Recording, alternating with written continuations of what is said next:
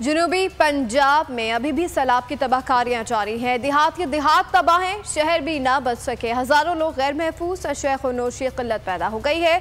माल मवेशी फसलें सब तबाह हो गया। राजनपुर, जामपुर, रुजान, डेरा गाजी खान हो या फाजलपुर, तबाही ने मुतादिद इलाकों को अपनी लपेट में ले लिया है। जनूबी पंजाब का मुलाहिका इलाकों से ज़मीनी राब्ता तहाल मुनक़ता हो गया।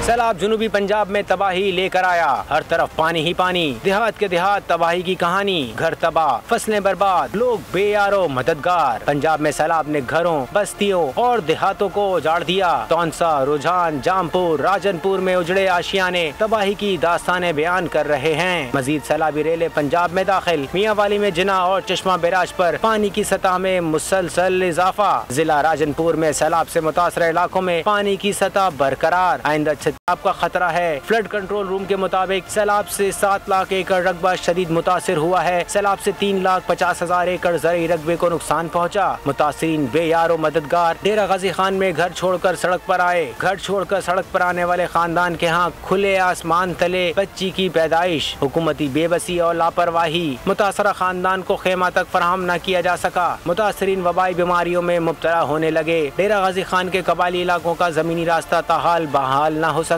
लिया के मकाम पर दरिया सिंध में दरमियाने दर्जे का सैलाब। भक्कर में भी फ्लड अलर्ट जारी कर दिया गया। मैं हूं जैस्मीन मंजूर और आप मुझे देखेंगे सिर्फ बोल पर।